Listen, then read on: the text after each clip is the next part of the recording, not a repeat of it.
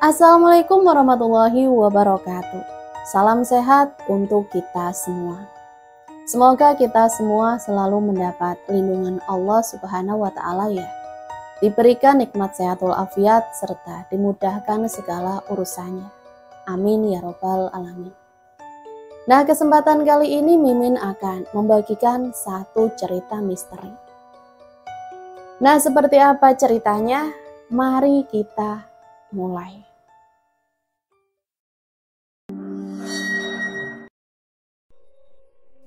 Desa itu bernama Karangjati, sebuah desa kecil di pinggir hutan, jauh dari jalan raya dan hiruk-pikuk kota. Hamparan sawah membentang luas sejauh mata memandang. Pada musim panen, bulir padi menguning bagi lautan emas yang berkilau diterpa sinar matahari. Namun bila malam tiba, suasana desa berubah seakan ditelan kegelapan. Jalanan desa hanyalah setapak dari tanah yang mengeras, membelah persawahan dan menghubungkan rumah-rumah kayu yang berdiri berjauhan. Lampu minyak masih setia menjadi penerang di sebagian rumah. Listrik memang sudah masuk, tapi tidak semua keluarga mampu membayar. Karenanya, malam di Karangjati tetap terasa kelam, hanya ditemani cahaya bulan yang sering terhalang awan. Di pinggir desa berdirilah sebuah pohon trambesi tua yang menjulang angkuh. Batangnya besar, akarnya menjalar seperti urat nadi yang mencengkram tanah. Dan cabang-cabangnya menaungi jalan setapak yang sepi. Konon usianya pun sudah lebih dari ratusan tahun. Tak ada yang berani menebangnya meski letaknya menghalangi jalan. Orang-orang desa percaya pohon itu adalah penunggu yang harus dihormati. Sejak dulu anak-anak kecil sering diperingatkan, jangan lewat dekat trambesi selepas maghrib, nanti kau dengar suara tangisan. Namun sebagaimana semua larangan, banyak pula yang meremehkan. Sampai akhirnya beberapa kali benar terjadi. Pemuda desa yang nekat melintas di malam hari, mendadak jatuh sakit tanpa sebab, atau mendengar suara lirih seperti perempuan menangis, tepat di bawah naungan pohon itu. Bagi warga desa, itu sudah cukup bukti bahwa trambesi tua menyimpan sesuatu yang tak terlihat. Malam itu angin berembus pelan, membawa aroma tanah basah setelah hujan sore.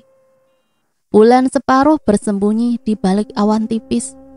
Suasana desa sunyi, hanya suara cangkrik bersautan dari pematang sawah. Dari kejauhan samar-samar terdengar azan Isya dari surau kecil di tengah desa. Di sebuah rumah sederhana, seorang gadis sedang menyiapkan dirinya untuk berangkat mengaji. Namanya Sulastri, usianya baru menginjak 18 tahun, namun sudah dikenal seantero desa sebagai gadis rupawan. Kulitnya kuning langsat, wajahnya teduh, dengan senyum yang selalu menenangkan hati siapa saja yang melihat. Banyak pemuda jatuh hati, tapi Sulastri tak pernah menggubris. Baginya yang utama adalah berbakti pada orang tua dan menuntut ilmu agama. Ibunya seorang janda parubaya selalu berpesan, "Astri, jangan lupa mengaji. Perempuan cantik itu mudah menggoda hati orang. Kalau tidak dijaga bisa jadi fitnah." Sulastri hanya tersenyum, mengangguk, lalu berangkat dengan langkah ringan. Syal putih menutup kepalanya, melambai tertiup angin malam. Surau desa tak terlalu jauh, hanya 10 menit berjalan kaki melewati jalan setapak dan sawah kecil. Namun untuk sampai ke sana, ia harus melewati pohon trambesi yang terkenal angker itu. Biasanya Sulastri tak pernah merasa takut. Ia percaya bila hati bersih dan mulut terus berzikir, tak ada makhluk gaib yang berani mengganggu. Tapi entah kenapa, malam itu bulu kuduknya meremang saat melangkah mendekati pohon tersebut. Udara tiba-tiba terasa dingin menusuk, padahal hujan sudah lama reda. Daun-daun trambesi bergetar, meski angin seakan berhenti berhembus.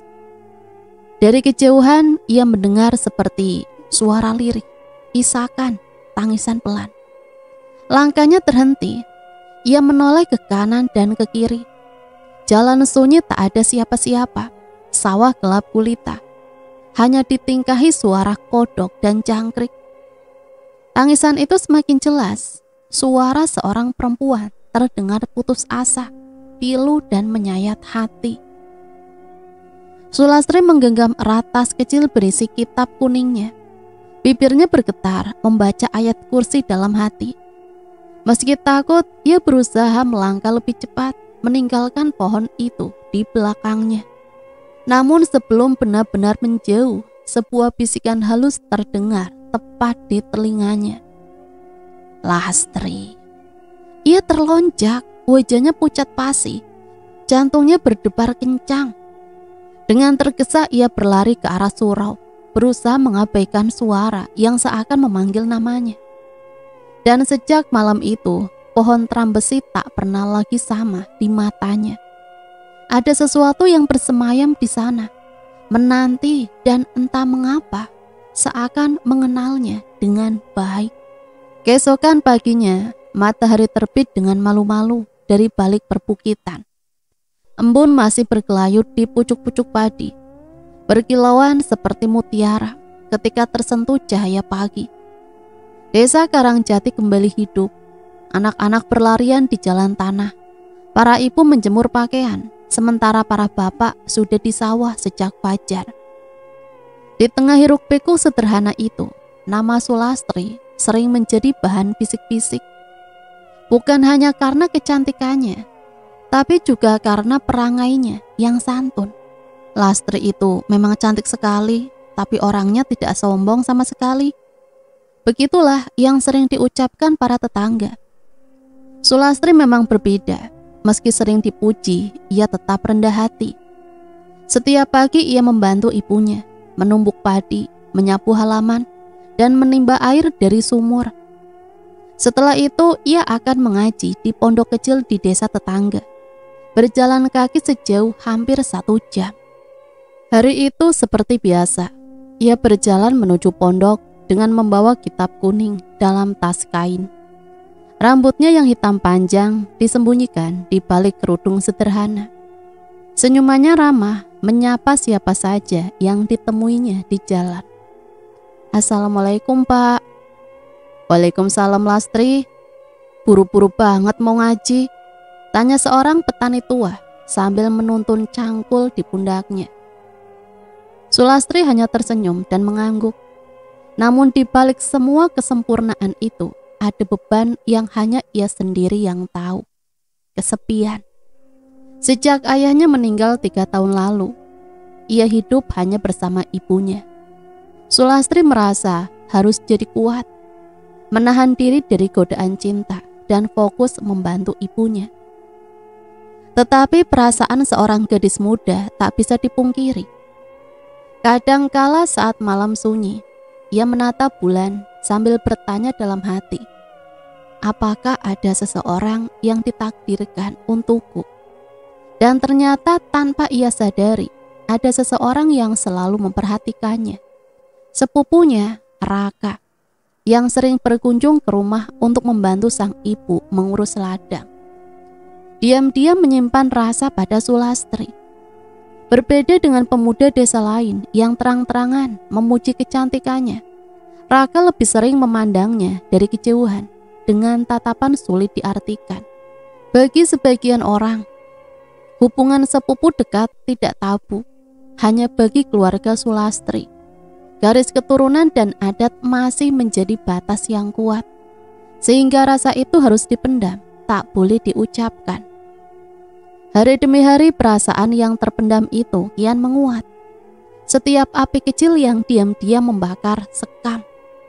Sulastri sendiri merasakan keanehan. Ada kalanya ia mendapati tatapan Raka begitu dalam, membuat dadanya berdebar tanpa sebab. Namun ia selalu menepisnya. Astagfirullah, jangan mikir aneh-aneh, Lastri. Aku harus jaga hati. Malam itu selepas Isya, ia kembali mengaji di surau. Jalanan sepi, hanya suara burung malam dan serangga yang menemani. Ketika ia melewati pohon trambesi, perasaan aneh kembali muncul. Udara di sekitarnya lebih dingin dari biasanya. Ia berhenti sejenak, menoleh ke arah batang pohon yang menjulang. Angin berdesir, daun-daun berguguran perlahan, seakan ada yang bernafas di antara rimbunnya. Sulastri menggigit bibirnya, menunduk lalu mempercepat langkah. Namun di balik pepohonan, sepasang mata mengawasinya. Bukan mata makhluk gaib, melainkan manusia. Raka berdiri dalam gelap, memandangi Sulastri yang berjalan sendirian, melewati jalan sepi. Wajahnya sulit ditebak antara kagum, rindu, dan sesuatu yang lebih gelap. Dan tanpa mereka sadari, di atas dahan pohon trambesi, ada sesuatu yang ikut menyaksikan semua itu. Sebuah kehadiran yang tak kasat mata, yang kelak akan mengikat nasib mereka bertiga dalam tragedi yang tak pernah dilupakan. Malam itu surau kecil di tengah desa dipenuhi cahaya lampu minyak yang tergantung di dinding bambu.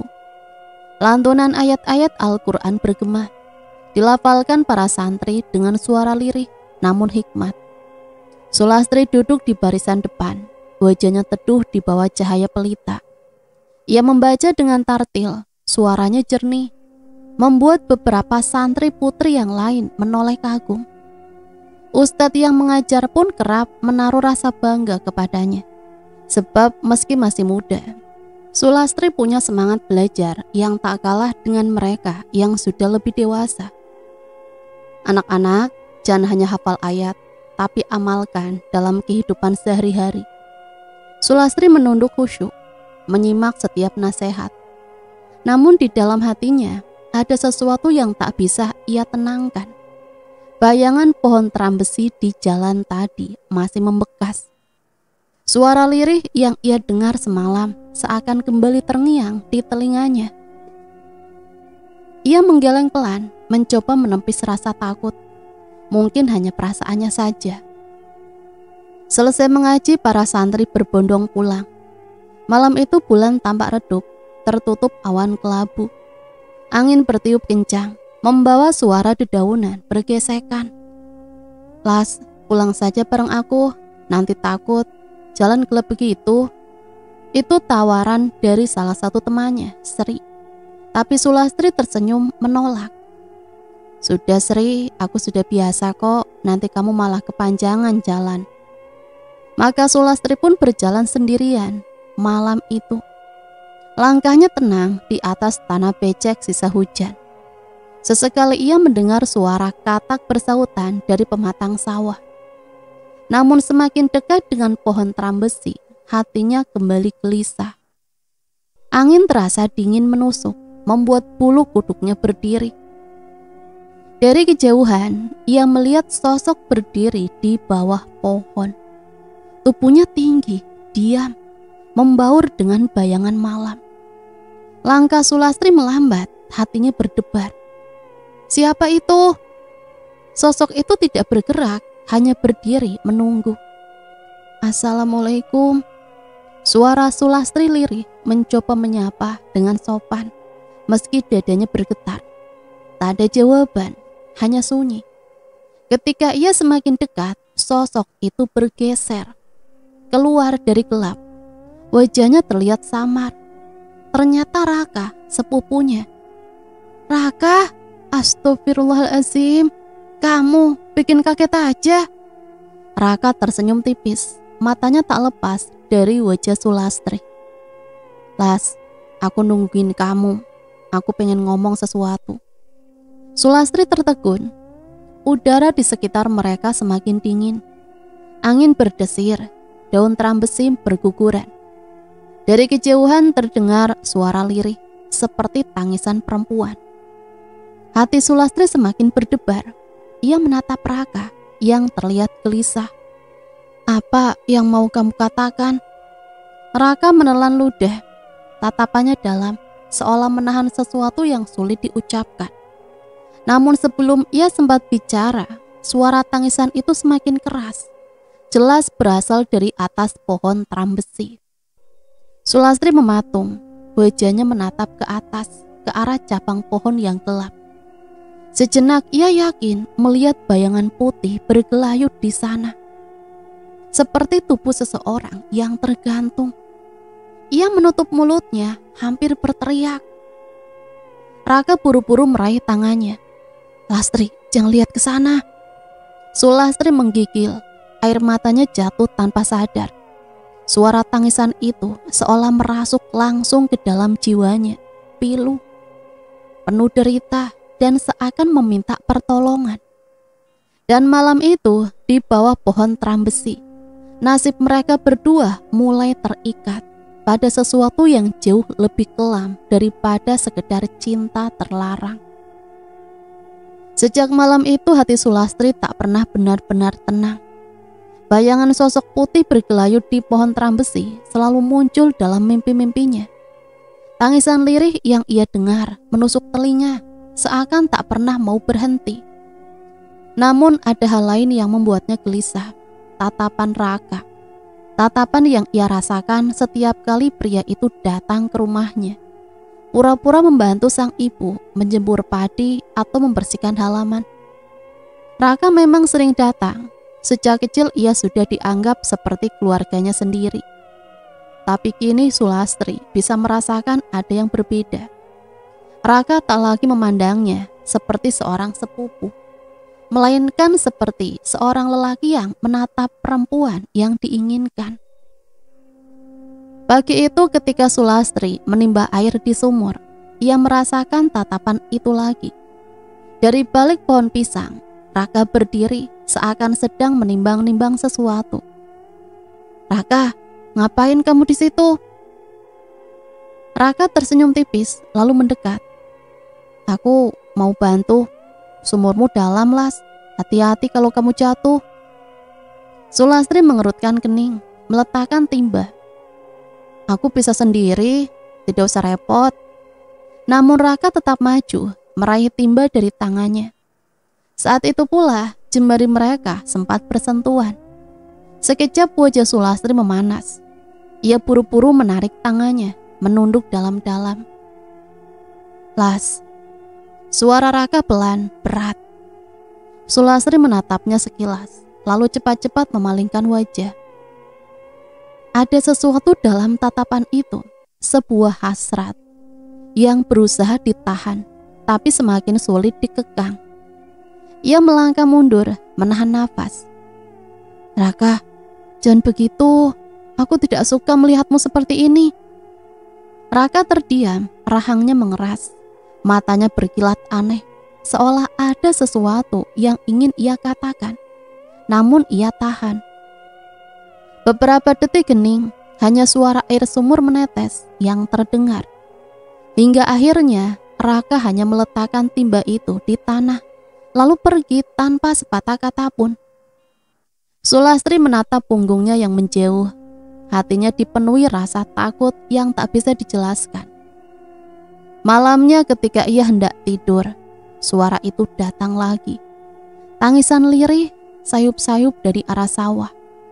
Ia menutup telinga dengan bantal, berusaha mengabaikannya, tapi semakin ia mencoba, semakin jelas suara itu terdengar. "Lastri." Ia terbangun dengan tubuh gemetar, matanya menatap jendela kamarnya yang setengah terbuka. Dari luar angin masuk membuat tirai tipis bergoyang. Dan untuk sesaat ia yakin melihat bayangan hitam berdiri di samping pohon pisang dekat sumur. Bayangan itu tinggi, kurus, dan menatap lurus ke arahnya. Sulastri menjerit pelan, menutup wajah dengan selimut. Namun jauh di dalam hatinya, ia tahu, entah itu siapa, manusia atau bukan, ia sedang benar-benar diawasi. Hari-hari di desa Karangjati tetap berjalan seperti biasa. Sore itu selepas membantu ibunya menjemur gabah, Sulastri duduk di beranda. Ia menatap jauh ke arah sawah yang mulai menguning. Air semilir mengibaskan kerudungnya, sementara pikirannya melayang-layang. "Lastri." Suara lembut memanggil dari samping. Ia menoleh dan benar saja, Raka berdiri di sana, membawa sekeranjang singkong. Wajahnya tampak biasa, tapi matanya masih sama seperti terakhir kali. Penuh sesuatu yang sulit diungkapkan. "Ini titipan ibuku, katanya buatmu." Sulastri menerima keranjang itu dengan gugup. "Matur suwun Raka, salam balik untuk ibumu." Sejenak hening, angin sore bertiup membawa bau tanah basah. Raka tidak segera pergi, ia justru duduk di anak tangga beranda, menatap hamparan sawah yang sama. "Las, kau tahu tidak, setiap kali aku melihatmu, rasanya hatiku tidak bisa tenang." Sulastri terkejut, nafasnya tercekat. Ia menunduk, berusaha menahan gejolak di dadanya. "Raka, jangan begitu. Aku tidak mau merusak ikatan keluarga. Apalagi aku masih santriwati, harus menjaga martabat." Raka terdiam lama, matanya tajam, menatap wajah Sulastri yang semakin panik. Lalu tiba-tiba bibirnya tersungging senyum tipis. Tapi bukan senyum ramah, melainkan senyum yang aneh. Samar seperti menyimpan rahasia gelap. "Las, kadang aku pikir kau harus jadi milikku. Tidak ada orang lain yang berhak." Sulastri bergidik. Ada ketakutan yang tiba-tiba menyusup ke dalam hatinya. Ia berdiri, pura-pura ingin masuk ke rumah. "Raka, sudah sore, aku harus menyiapkan dapur. Kamu pulanglah, hati-hati di jalan." Tanpa menoleh, ia segera masuk, menutup pintu kayu dengan cepat. Jantungnya berdegup keras, keringat dingin mengalir di pelipisnya. Namun saat ia berdiri di balik pintu, ia masih bisa merasakan tatapan itu.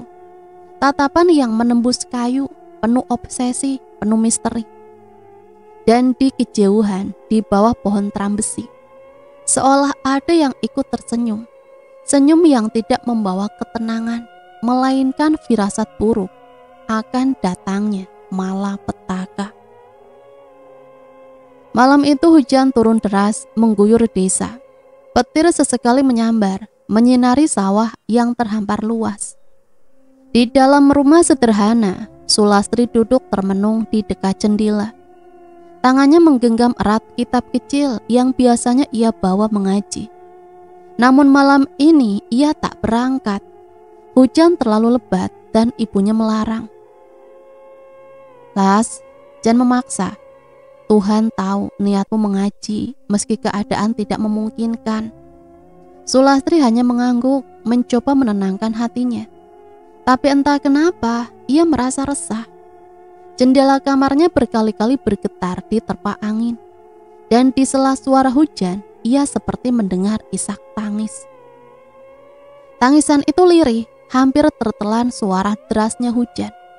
Namun jelas, tangisan perempuan, sedih, panjang, penuh penderitaan.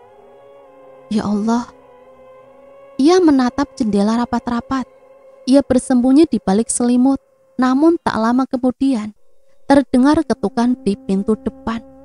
3 kali, berat, seolah dipukul dengan telapak tangan basah. Ibunya yang sedang tidur di kamar, maka dengan hati-hati, Sulastri melangkah menuju pintu. "Siapa?" tanyanya ragu. Tak ada jawaban, hanya suara hujan mengguyur. Sulastri memberanikan diri membuka pintu sedikit. Dan di sana berdiri Raka, basah kuyup, wajahnya pucat, matanya merah, menatapnya tanpa berkedip. "Raka, astagfirullah, kenapa kamu hujan-hujanan begini?" Raka tak menjawab, ia melangkah masuk begitu saja, menutup pintu di belakangnya. Tatapannya aneh, seperti orang yang sudah tak bisa berpikir jernih. "Las, aku tidak bisa diam saja. Aku cinta padamu. Cinta yang tidak bisa dilarang." Sulastri terbelalak, mundur selangkah. "Raka, jangan begitu. Kau saudaraku, ini dosa Raka." Namun Raka semakin maju. Tangan basahnya meraih bahu Sulastri, membuat gadis itu terpekik. Matanya yang biasanya teduh kini dipenuhi ketakutan. "Lepas Raka, lepas!" Tapi suara hujan menenggelamkan jeritan itu. Di luar petir menyambar seolah langit ikut marah menyaksikan tragedi yang terjadi malam itu. Dan di saat itulah pohon trambesi di kejauhan berguncang hebat. Meski angin tak begitu kencang. Dari dahan tua, samar-samar terlihat bayangan putih tergantung, bergoyang-goyang di tengah hujan deras. Tangisan yang biasanya terdengar lirih, ini berubah menjadi raungan memilukan, menyatu dengan suara hujan dan jeritan yang tertahan. Malam itu dunia Sulastri runtuh. Malam itu pula, sebuah aib terlahir membawa luka yang akan menjeratnya sampai ke liang lahat. Pagi menyapa dengan langit kelabu. Hujan semalam meninggalkan genangan air di jalan-jalan tanah. Sawah dipenuhi air dan udara masih terasa lembab. Warga desa mulai beraktivitas seperti biasa, seakan tak ada yang berbeda. Namun di dalam rumah Sulastri, dunia sudah hancur berantakan. Ia duduk di sudut kamarnya, tubuhnya terbungkus kain selimut. Matanya bengkak, wajahnya pucat, dan bibirnya tak berhenti bergetar membaca doa-doa yang tercampur dengan isak tangis. Semua terasa seperti mimpi buruk. Malam tadi, hujan deras seakan jadi saksi bisu. Ia ingin percaya bahwa semuanya hanya bayangan. Namun rasa sakit di tubuhnya serta noda yang tak mungkin hilang membuktikan bahwa semua benar-benar terjadi. Ya Allah, mengapa aku harus mengalami seperti ini?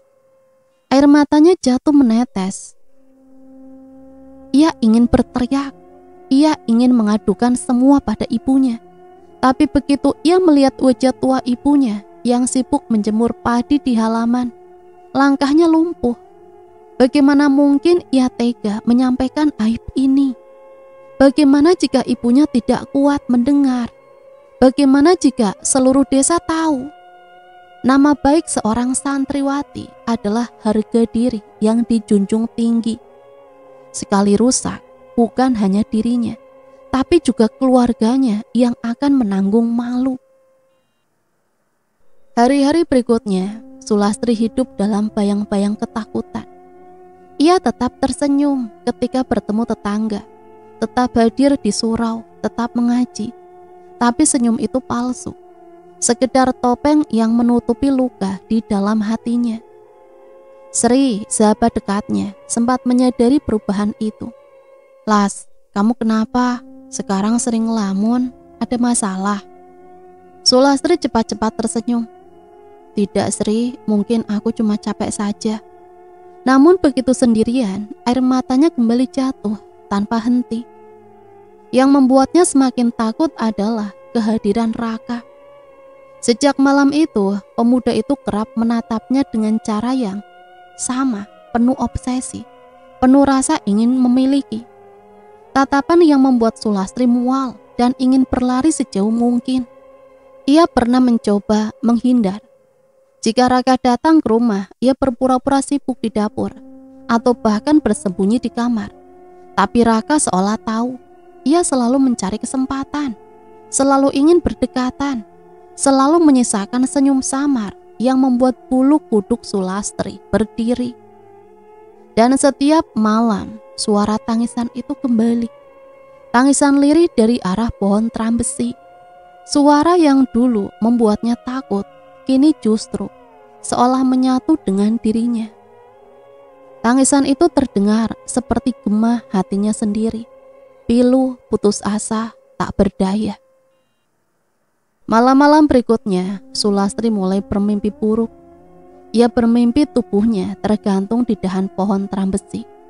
Gaun putihnya basah kuyup oleh hujan. Sementara dari bibirnya keluar bisikan, "Aku tidak kuat lagi." Setiap kali terbangun, tubuhnya basah oleh keringat dingin dan matanya sembab. Dan tanpa ia sadari, langkah kecil menuju takdir kelamnya sudah mulai tertulis. Luka yang tersembunyi itu perlahan akan menyeretnya pada pilihan paling tragis dalam hidupnya. Sulastri duduk di beranda sendirian. Wajahnya pucat, tatapannya kosong. Sejak kejadian malam itu, hidupnya tak pernah sama lagi. Ia mencoba berdoa, mencoba ikhlas, mencoba melupakan. Namun setiap kali ia memejamkan mata, bayangan itu kembali. Bayangan hujan deras, jeritan yang tertahan, dan tatapan Raka yang penuh obsesi. Malam itu Sulastri melihat bayangan putih di bawah pohon trambesi. Tubuh perempuan bergaun panjang, rambut terurai menutupi wajah, tergantung dengan leher terikat kain putih. Sulastri terpekik, tapi anehnya kakinya seolah terpanggil untuk melangkah. Ia berjalan melewati halaman, menyusuri pematang sawah yang becek, mendekat ke arah pohon itu. Semakin dekat, suara tangisan terdengar jelas. Tangisan yang sama seperti malam-malam sebelumnya. Namun kali ini lebih nyata, lebih menusuk dada. Siapa kau? Ucap Sulastri dengan suara bergetar. Bayangan itu perlahan menoleh, meski wajahnya tertutup rambut. Sulastri bisa merasakan tatapannya. Mata penuh luka, penuh duka, seperti cermin dari hatinya sendiri. Lalu terdengar bisikan lirih, seolah keluar dari udara di sekeliling pohon. Aku seperti kamu, tak ada yang percaya, tak ada yang mengerti. Aku mati di sini. Sulastri mundur, tubuhnya gemetar hebat. Air matanya mengalir tanpa bisa ditahan. Ia merasa seolah sedang bercermin, seolah roh itu adalah dirinya di masa depan. Saat ia hendak berlari, tiba-tiba Raka muncul dari kegelapan. Las, kenapa kamu di sini sendirian? Bahaya. Sulastri menoleh sekilas ke arah pohon trambesi, dan bayangan putih itu lenyap begitu saja. Raka, aku melihat seseorang di sini. Tidak ada siapa-siapa, Las. Kau hanya berhalusinasi. Tapi senyum tipis yang muncul di wajah Raka saat mengucapkan kata-kata itu membuat bulu kuduk Sulastri berdiri. Senyum yang sama, senyum yang menyimpan rahasia gelap. Pohon trambesi itu menjadi saksi, bukan hanya tragedi masa lalu, tapi juga penderitaan baru yang sedang tumbuh dalam diri Sulastri. Dan malam itu, ia menyadari satu hal. Dirinya tidak lagi sendirian. Ada arwah lain yang menangis bersamanya, terikat di bawah pohon tua itu. Waktu berlalu, hari-hari di desa berjalan seperti biasa. Sulastri mulai menyadari perubahan pada dirinya. Tubuhnya terasa cepat lelah, perutnya sering mual, dan siklus bulanannya tak kunjung datang. Awalnya ia berusaha menepis semua pikiran buruk. Mungkin aku kecapean, mungkin badan lagi gak sehat. Tapi semakin hari, tanda-tanda itu semakin jelas. Pagi-pagi ia muntah hebat di belakang rumah. Sri, sahabatnya, yang melihat itu langsung mendekat dengan cemas. Las, kamu sakit ya? Wajahmu pucat sekali loh. Sulastri buru-buru menggeleng. Tidak, Sri, mungkin cuma masuk angin. Sri mengangguk meski raut wajahnya masih penuh curiga. Namun ketika malam tiba, saat semua orang tertidur, Sulastri hanya bisa menangis dalam diam. Tangannya menekan perutnya yang mulai terasa berbeda. Air matanya jatuh membasahi bantal. Ya Allah, apakah ini tandanya? Aku takut ya Allah. Hatinya remuk. Bagaimana jika benar ia mengandung? Bagaimana jika aib itu terbongkar? Ia santriwati, kembang desa, harapan keluarganya. Sekali noda menempel, semua kehormatan akan hancur. Yang lebih menyakitkan, Raka seperti tahu sesuatu. Pandangannya makin lama makin menekan, Setiap kali ia menatap Sulastri, selalu ada senyum samar di bibirnya, senyum penuh rahasia. Suatu sore saat Sulastri hendak menimba air di sumur, Raka tiba-tiba muncul di belakangnya. Las, kamu tahu kan, sekarang kau membawa bagian dari diriku.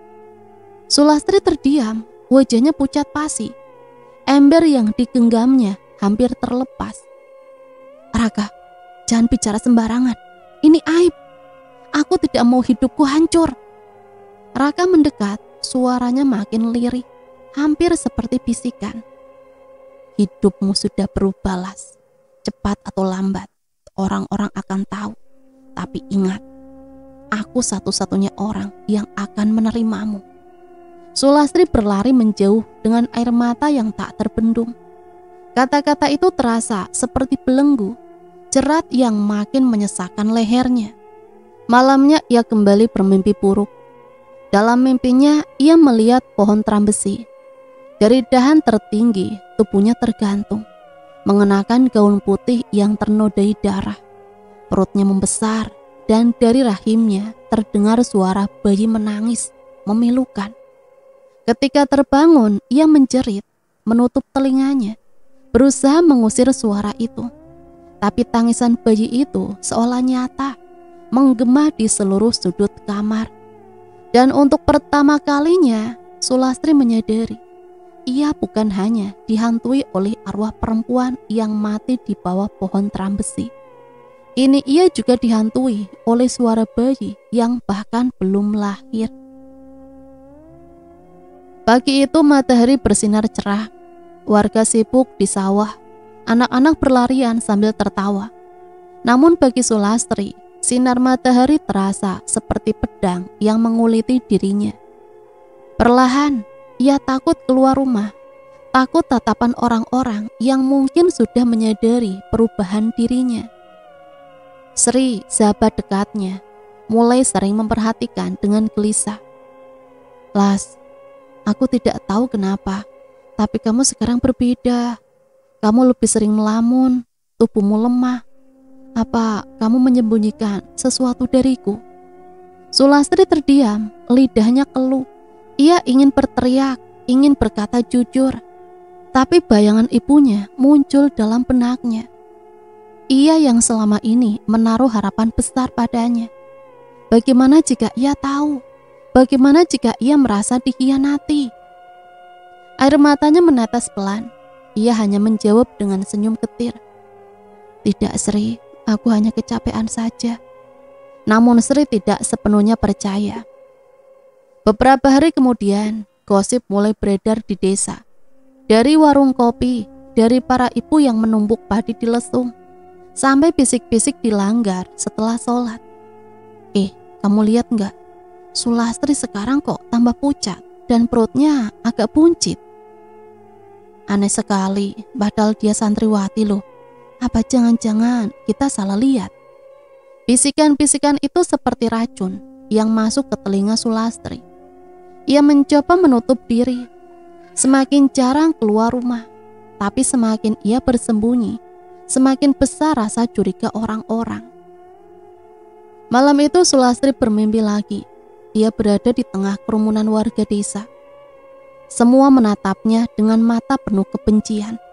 Tangannya terikat, perutnya yang besar ditunjuk-tunjuk, sambil orang-orang berteriak, "Orang berdosa, wanita najis, malu-maluin desa." Di belakang kerumunan, pohon trambesi menjulang tinggi. Dari dahan pohon itu, arwah perempuan tergantung, tertawa serak, sambil menggendong bayi berlumuran darah. Sulastri terbangun dengan keringat dingin. Ia memegang perutnya, erat, menahan tangis. Ya Allah, aku harus bagaimana? Apa ini benar jalanku? Sampai semua orang akan menyeretku ke tempat itu. Pagi harinya, ibunya mulai menaruh curiga. Saat hendak berangkat ke sawah, ia menatap anak gadisnya dengan tajam. Las, kenapa tubuhmu lemas terus akhir-akhir ini? Jangan sampai kau menyembunyikan sesuatu yang bisa mempermalukan keluarga. Sulastri tercekat, wajahnya pucat pasi. ia hanya bisa menunduk, menggenggam ujung jariknya erat-erat, menahan guncangan dalam hatinya. Malam itu Sulastri duduk di beranda rumahnya, menatap jauh ke arah sawah yang sunyi. Dari kejauhan, pohon trambesi tampak menjulang tinggi, seakan mengawasi setiap gerak-geriknya. Ia merasa ada sesuatu yang memanggil. Hatinya gelisah, dadanya sesak. "Lastri, datanglah ke sini. Aku tahu kau menderita. Di sini semuanya akan berakhir." Sulastri terperanjat. Suara itu bukan sekedar gema, tapi jelas seperti bisikan di telinga. Tubuhnya bergetar, namun kakinya seakan digerakkan oleh kekuatan tak terlihat. Ia bangkit melangkah pelan, meninggalkan rumah tanpa sepengetahuan siapapun. Langkahnya menuju arah pohon trambesi. Jalan setapak yang biasa dilalui warga terasa berbeda malam itu. Lebih sunyi, lebih dingin, seperti lorong panjang menuju dunia lain. Sesampainya di bawah pohon trambesi, Sulastri menengadah. Bulan menerobos di sela dahan, menyorotkan cahaya pucat ke wajahnya, dan di sana ia melihatnya. Sosok perempuan tergantung dengan kain jarik kusut, rambut terurai menutupi wajah. Dari tubuhnya yang membusuk, terdengar suara bayi menangis nyaring. Darah menetes dari perutnya, jatuh ke tanah, dan tanah itu berdenyut seperti jantung. Sulastri menutup mulutnya, menahan cerit, tapi suaranya tetap pecah keluar. "Astagfirullah, astagfirullahalazim." Sosok itu perlahan mengangkat kepalanya. Matanya kosong, hitam pekat menatap lurus ke arah Sulastri. Lalu bibir pucat itu bergerak. "Lastri, mencintai orang yang tak merestui hidupmu akan membawamu ke sini. Jangan melawan takdirmu." Sulastri terdorong mundur, hampir jatuh. Air matanya mengalir deras. Ia ingin lari, tapi tubuhnya terkunci di tempat. Tiba-tiba dari perutnya terdengar suara bayi. Kali ini bukan tangisan, melainkan bisikan lirih. "Ibu, ikutlah aku ke tempat yang tenang, bersama-sama." Sulastri menjerit sekeras-kerasnya, lalu tubuhnya ambruk ke tanah. Sebelum semuanya gelap, ia sempat melihat sosok perempuan itu merentangkan tangan, seolah siap menyambutnya. Pagi itu suasana desa kembali riuh dengan gosip. Ibu-ibu yang berkumpul di pinggir sumur sibuk berbisik, sementara mata mereka sesekali melirik ke arah rumah keluarga Sulastri. Sri yang mendengar bisikan-bisikan itu merasa dadanya panas. "Aku tidak percaya dengan omongan seperti itu. Sulastri tidak mungkin membuat aib. Dia gadis paling baik di desa ini." Namun meski membela, hatinya tetap gelisah. Ia sendiri melihat perubahan pada sahabatnya. Wajah pucat, tubuh lemas, dan perut yang makin hari makin sulit disembunyikan.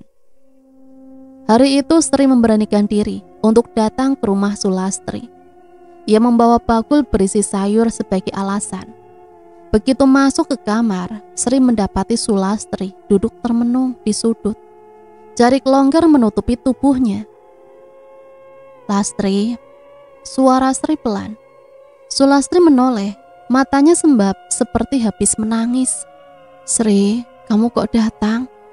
Sri meletakkan bakul sayur lalu duduk di sampingnya. Ia menatap wajah sahabatnya dalam-dalam. "Lastri, jangan buat aku seperti orang bodoh.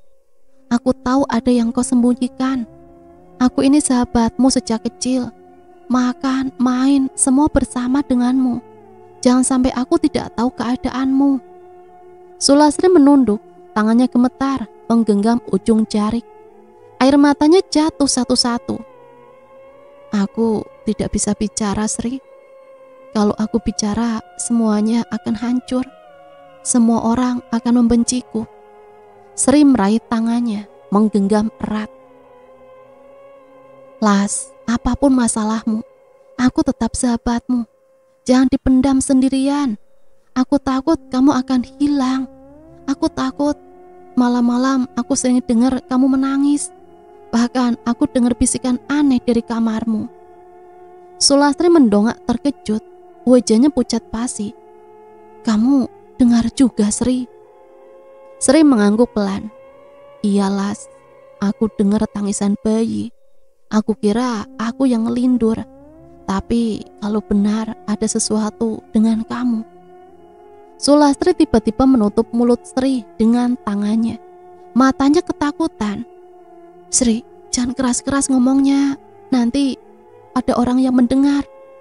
Sri terdiam, hatinya semakin kacau. Apa yang sebenarnya menimpa sahabatnya? Apa yang ia dengar malam-malam selama ini bukan hanya halusinasi. Di luar angin berembus kencang. Daun-daun terang besi berguguran. Sulastri dengan suara bergetar berbisik lirik. Sri, kalau aku cerita, kamu janji gak bakal ninggalin aku. Sri mengangguk meski dalam hatinya mulai dicekam rasa takut yang sulit dijelaskan.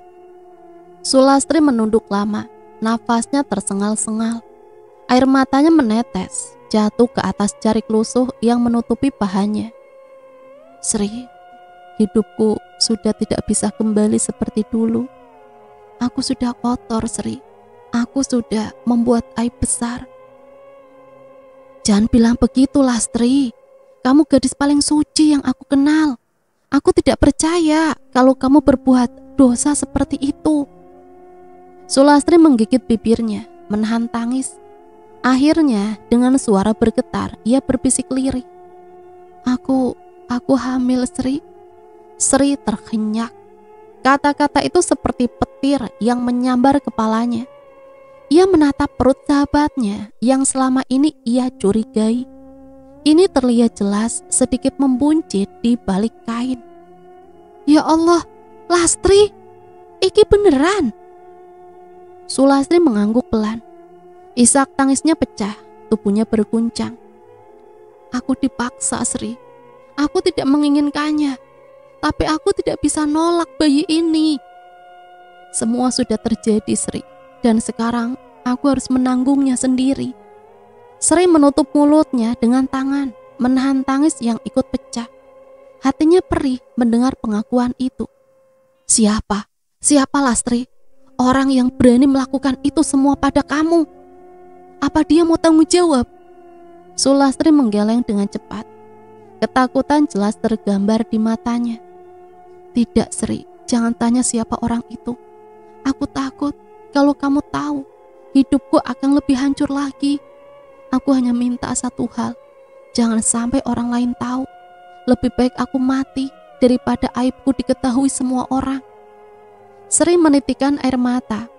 Ia ingin memeluk sahabatnya, tapi tubuh Sulastri seakan rapuh, seperti kaca yang bisa pecah kapan saja. Las, apapun yang terjadi, aku janji tidak akan meninggalkanmu. Tapi aku harus tahu cara menolongmu. Aku tidak rela melihatmu celaka. Sulastri terisak dalam pelukan Sri. Untuk pertama kalinya ia merasa sedikit lega, meski beban itu masih jauh dari hilang. Malam itu Sri tidak bisa tidur. Kata-kata Sulastri siang tadi terus terngiang di kepalanya. Hamil. Rahasia besar itu seperti duri yang menusuk hati Sri. Ia ingin membantu, tapi juga takut. Terlalu banyak pertanyaan yang belum terjawab. Siapa laki-laki itu?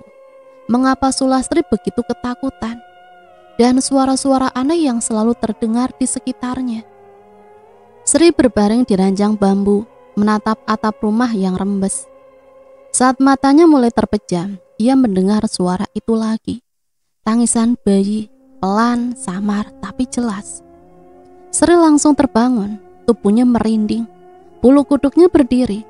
Ia menoleh ke arah jendela. Di balik kaca buram, terlihat bayangan kecil bergerak. Sri menggenggam selimutnya erat-erat. Ya Allah, tidak mungkin, tidak mungkin. Dengan gemetar, ia melangkah pelan mendekati jendela. Hujan masih turun menetes di kaca. Tapi di luar sana, samar-samar ia melihat sesuatu berdiri. Seorang perempuan, rambutnya panjang basah, menempel di wajah pucat. Gaun lusuh menempel di tubuh kurusnya. Dari perutnya, darah menetes, bercampur dengan air hujan. Dan di lengannya, ia menggendong bayi kecil yang menangis pilu. Sri menjerit, mundur terpeleset, hampir jatuh. Nafasnya memburu, ia yakin itu bukan manusia biasa. Perempuan itu mendekat, wajahnya menempel di kaca jendela. Matanya kosong, hitam pekat, namun senyumnya melengkung menyeramkan.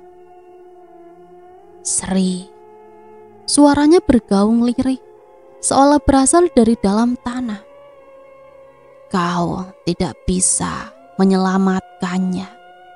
Kau akan ikut menyaksikan akhirnya. Sri menutup telinga, menjerit sekuat-kuatnya. Astagfirullah, astagfirullah. Saat ia membuka mata lagi, jendela sudah kosong. Hanya hujan yang menetes. Bayangan itu hilang, seolah tak pernah ada. Namun Sri tahu apa yang ia lihat nyata. Ia yakin sosok itu ada hubungannya dengan rahasia Sulastri. Dengan tubuh gemetar, ia bersumpah dalam hati. Apapun yang terjadi, ia harus mengungkap siapa laki-laki yang membuat sahabatnya hancur. Pagi itu setelah malam panjang penuh ketakutan, Sri berusaha menenangkan diri. Namun bayangan perempuan berambut panjang di jendela masih terus menghantui pikirannya. Ia tahu satu hal, semua ini tak mungkin hanya kebetulan. Ada rahasia besar yang sengaja ditutupi rapat oleh Sulastri. Dan rahasia itu perlahan-lahan menarik arwah penasaran datang dari dunia gaib. Sri keluar rumah berjalan ke arah sumur desa. Di sana ia mendengar kembali bisik-bisik ibu-ibu. Kali ini mereka menyebut nama seseorang. Kemarin aku lihat Lastri sama Mas Raka sepupunya jalan bareng di tepi sawah. Aku juga ngerti loh. Mas Raka itu sering masuk ke rumah Lastri malam-malam lagi.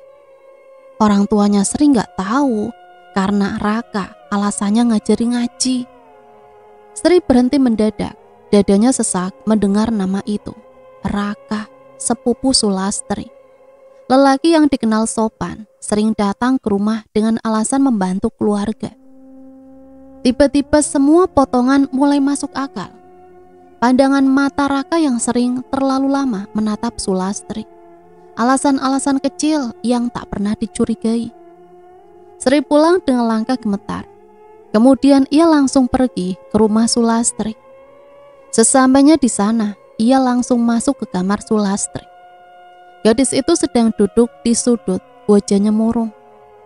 Lastri, aku dengar orang-orang pada berbisik, menyebut nama Raka. Sulastri tersentak, wajahnya pucat pasi, bibirnya gemetar. Sri, jangan sebut nama dia, Sri. Aku mohon, Sri, jangan sebut lagi. Sri menggenggam tangan sahabatnya. Las, benar itu, sepupumu yang membuat kamu seperti ini, Las. Tangisan Sulastri pecah seketika. Ia menutup wajah dengan kedua tangannya. Aku malu, Sri, aku malu, aku takut, aku rusak. Raka yang membuat semua ini, tapi siapa yang akan percaya kalau aku dipaksa? Orang-orang mesti menganggap aku yang murahan.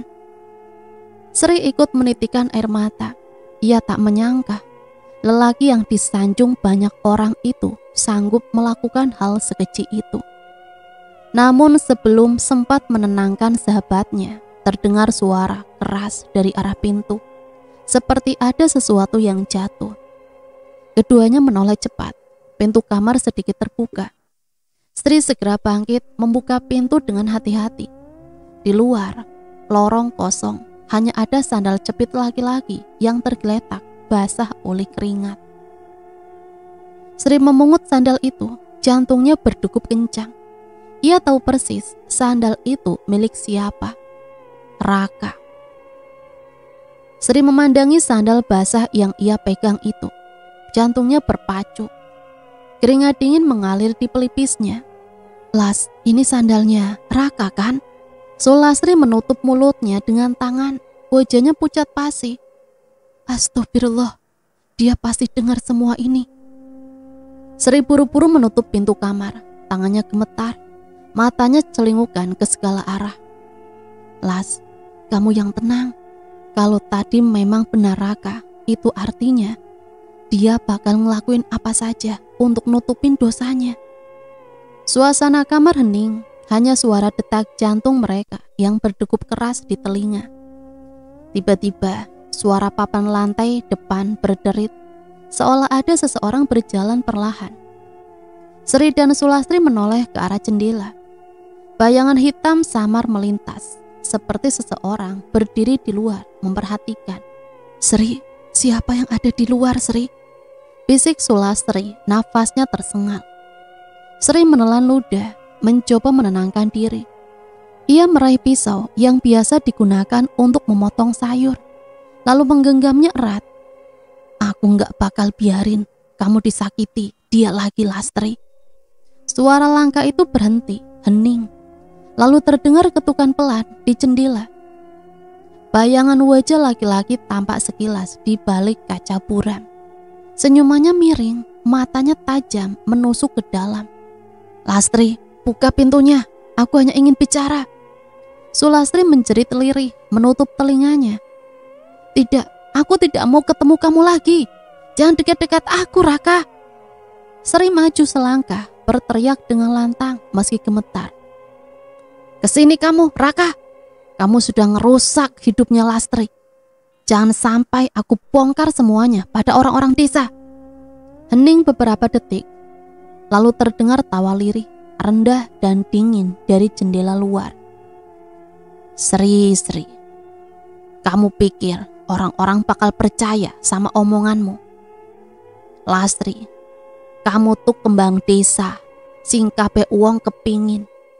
Siapa yang percaya kalau dia mau sama aku? Sri merasakan darahnya mendidih, tapi juga ketakutan yang mengguncang tulang. Ia tahu Raka benar, desa ini terlalu mudah menuduh perempuan, sementara laki-laki bisa lolos dengan mulut manis. Ketukan di jendela berhenti, hening lagi. Saat Sri mencoba mengintip keluar, bayangan Raka sudah lenyap. Namun dari kejauhan, suara langkahnya masih terdengar samar, disertai bisikan menyeramkan. Jangan coba-coba melawan aku, Sri. Kalau tidak, kau yang akan jadi korban berikutnya. Dalam hati Sri bersumpah, ia tidak akan membiarkan Raka menang, meski harus melawan bayangan manusia dan arwah sekalipun. Malam berikutnya, Sri duduk di dalam kamar dengan lampu templok redup. Sri menatap jendela yang ditutup rapat oleh kain lusuh. Hatinya gelisah. Ia tahu Raka bisa muncul kapan saja. Tapi yang membuat lebih takut lagi adalah sosok lain yang pernah ia lihat. Perempuan pucat dengan bayi di gendongannya. Tiba-tiba lampu templok bergetar. Api kecilnya redup, lalu mati, gelap.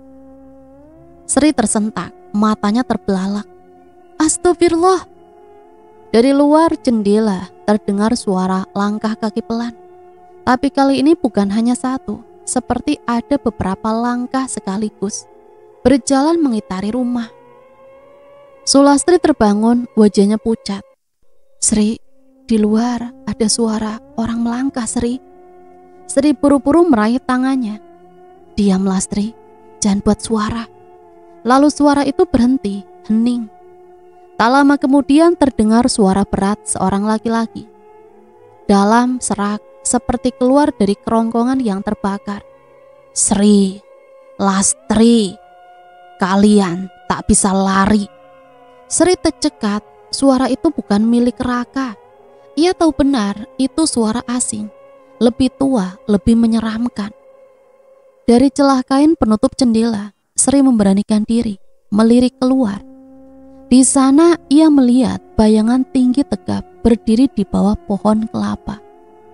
Wujudnya samar, tapi jelas bukan Raka. Lelaki itu hanya berdiri diam, menatap lurus ke arah rumah. Matanya merah, menyala di kegelapan. Sulastri mulai menangis pelan. Sri, aku gak ngerti orang itu siapa. Tapi aku pernah melihat orang itu ada di tempat terlarang, di pohon tua terang besi. Dia yang dulu melihat aku bareng Raka. Sri membelalak. Maksudmu, Las? Orang itu tahu tentang rahasiamu? Iya, aku yakin dia sudah mati. Tapi kenapa sekarang dia ada di sini? Sulastri mengangguk gemetar. Sri terdiam, tubuhnya kaku. Jadi bukan hanya arwah perempuan berambut panjang yang gentayangan, tapi juga lelaki misterius yang mungkin menyimpan rahasia kelam lainnya. Dari luar terdengar tawa parau yang membuat jantung hampir berhenti. Aku bakal ngenteni kue sampai waktunya tiba. Bayangan itu perlahan menghilang di telan gelap malam. Namun hawa dingin yang ditinggalkan membuat Sri yakin kegelapan yang mengintai mereka jauh lebih dalam dari yang ia bayangkan. Keesokan harinya, setelah semalam dihantui bayangan lelaki bermata merah, Sri bertekad untuk mencari jawaban.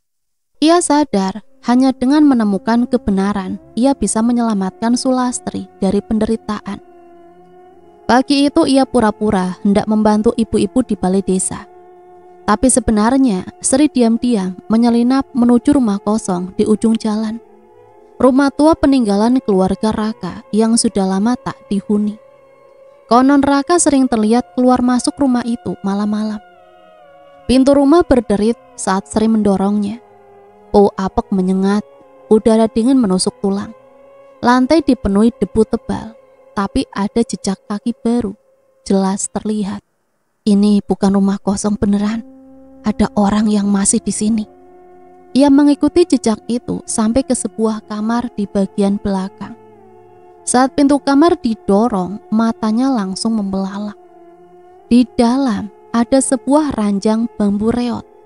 Di atasnya tergeletak selembar kain jarik penuh bercak darah, masih basah di beberapa bagian. Di sudut ruangan ada gendongan bayi yang koyak, juga berlumuran darah kering. Sri mundur selangkah, tangannya menutupi mulutnya agar tidak berteriak. Ya Allah, ini semua bukti. Tiba-tiba ia melihat sesuatu lagi. Sebuah buku lusuh tergeletak di lantai. Separuh terbuka. Sri membungkuk lalu mengambilnya.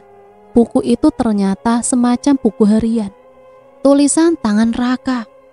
Ia membaca dengan gemetar. Lastri adalah bunga desa yang indah. Tak seorang pun boleh memilikinya kecuali aku. Orang-orang menganggapku sepupu mereka, tapi hanya aku yang tahu cara merebutnya.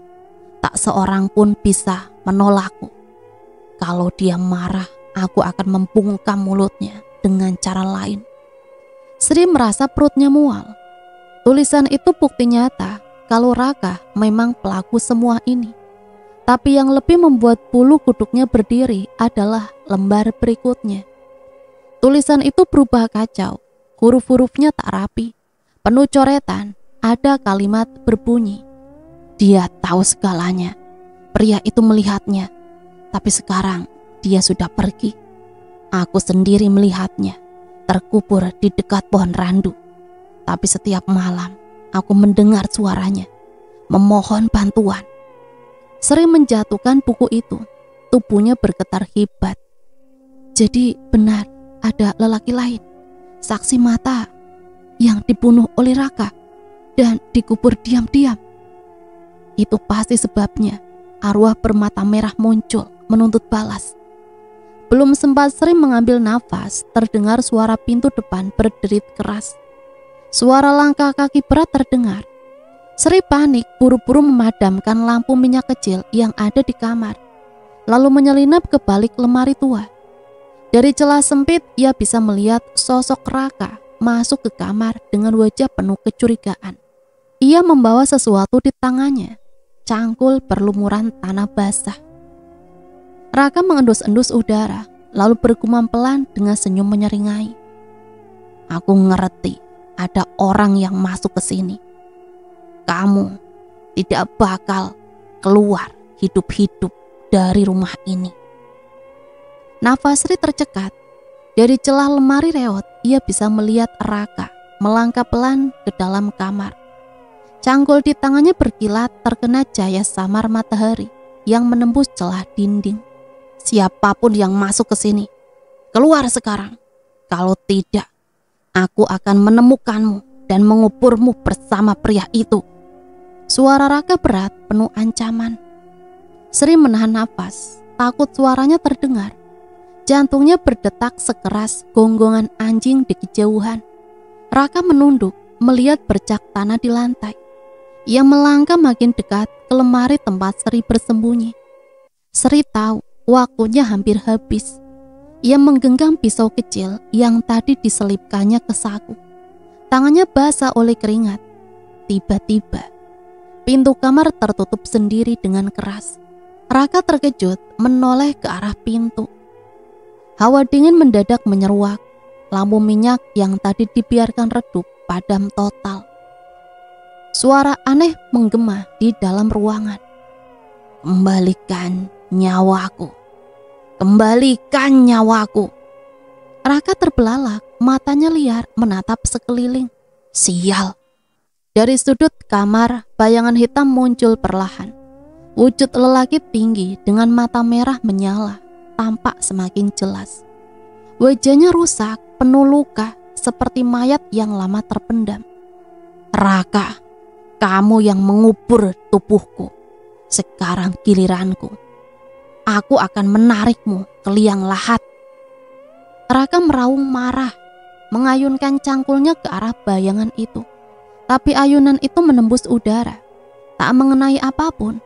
Justru bayangan itu makin dekat, membuat tanah di lantai kamar retak kecil, mengeluarkan bau busuk menyengat. Sri hampir menjerit, tetapi ia menutup mulutnya rapat-rapat. Dalam hati ia berdoa keras, berharap arwah itu tidak menyadari keberadaannya.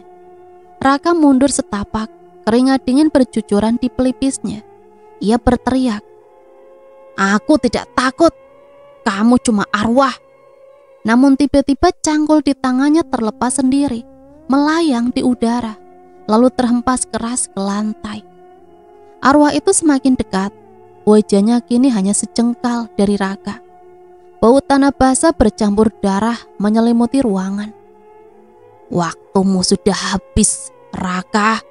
Sekarang giliranmu yang harus kukubur hidup-hidup. Raka menjerit histeris, mencoba berlari ke pintu. Tapi pintu sudah terkunci rapat dari dalam, seperti ada tangan tak kasat mata yang menahannya. Sri yang masih bersembunyi di balik lemari, menutup mata erat-erat. Tapi dalam gelap ia masih bisa mendengar suara Raka meraung. Suara tanah berderak dan jeritan panjang yang perlahan berubah menjadi isakan lirik, lalu hening. Ketika Sri membuka mata, ruangan itu kosong. Tak ada Raka, tak ada bayangan hitam. Yang tersisa hanyalah bau tanah basah dan bercak lumpur di lantai. Seolah seseorang baru saja diseret ke dalam bumi. Sri gemetar hebat, air matanya menetes. Ia sadar satu hal, arwah itu tidak hanya menuntut balas. Ia benar-benar menyeret Raka ke dalam tanah. Malam itu langit mendung pekat, bulan tertutup awan tebal. Sri berjalan sendirian menuju pohon teram besi di tepi desa. Tempat yang sejak dulu dikenal sebagai sarang roh penasaran. Langkahnya gemetar, tapi hatinya mantap. Ia tahu setelah kejadian di rumah kosong, semua kebenaran akan bermuara di tempat ini.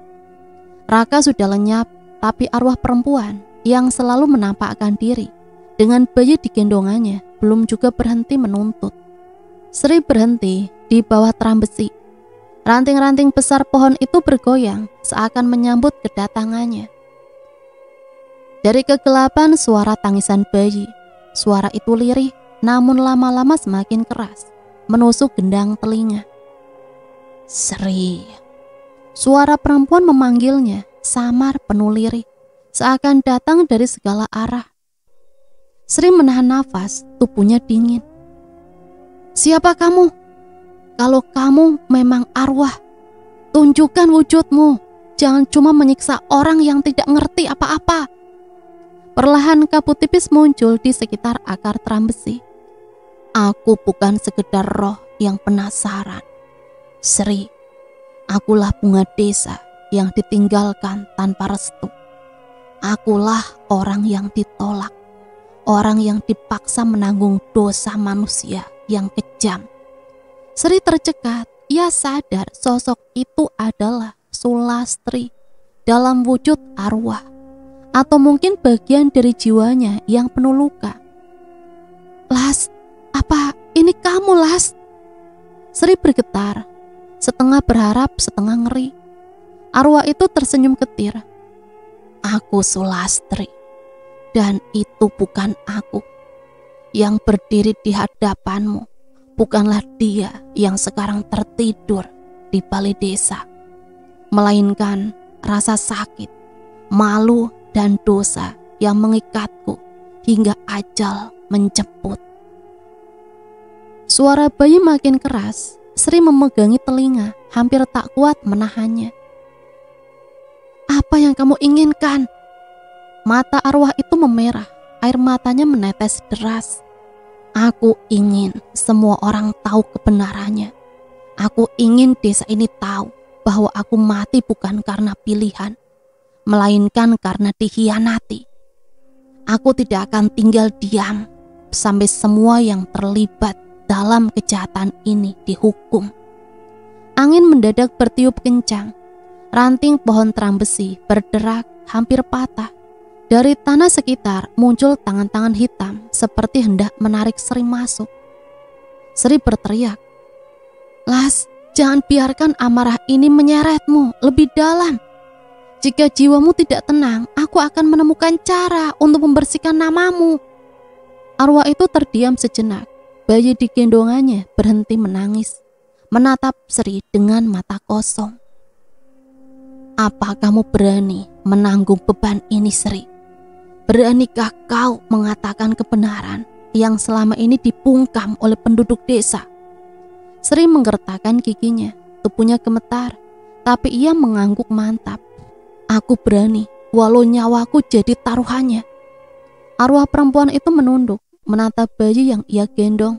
Lalu ia menoleh lagi ke Sri dengan senyum samar. Samar sekali antara sedih dan lega. Kabut tipis menebal, menelan sosok itu perlahan-lahan sebelum benar-benar hilang. Suaranya berbisik di telinga Sri. Carilah makam sejatiku. Ada di bawah pohon ini. Hanya ketika tubuhku ditemukan, jiwaku dapat pergi dengan tenang. Sri terjatuh berlutut, tubuhnya lemas. Ia baru saja mendapat beban berat, menggali rahasia yang dikubur bersama tubuh Sulastri. Dan ia tahu, mulai malam ini tidak ada jalan kembali. Malam itu Sri kembali berdiri di bawah pohon teram besi dengan membawa cangkul kecil yang ia pinjam dari balai desa. Hatinya masih diliputi ketakutan, tapi bisikan Sulastri di telinganya terus terngiang. Carilah kuburan sejatiku. Angin malam menusuk tulang. Sri menancapkan cangkul ke tanah di bawah pohon. Sekali dua kali, setiap hantaman terasa berat, seolah tanah itu menolak digali. Peluh membasahi wajahnya, meski udara begitu dingin. Setelah sekian lama, ujung cangkul mengenai sesuatu yang keras. Sri berhenti, lututnya gemetar. Ia mengais tanah dengan tangan telanjang. Jari-jarinya menyentuh sesuatu. Sehelai kain jarik usang, penuh bercak hitam. Di bawahnya terlihat tulang belulang yang masih terikat sisa rambut panjang. Sri terisak. Ya Allah, ini beneran kamu, Lastri? Tiba-tiba bumi bergetar halus. Dari sela-sela akar, kabut tebal keluar. melingkari tubuh Sri. Suhu udara mendadak jatuh drastis. Di hadapannya muncul dua sosok sekaligus. Sulastri dalam wujud cantiknya seperti dulu, mengenakan kebaya putih, wajah teduh penuh air mata. Dan di belakangnya sosok hitam berambut kusut, mata merah. Wujud arwah penuh amarah yang sebelumnya menyeret Raka. Sri terperangah. "Las, kok kamu jadi dua?"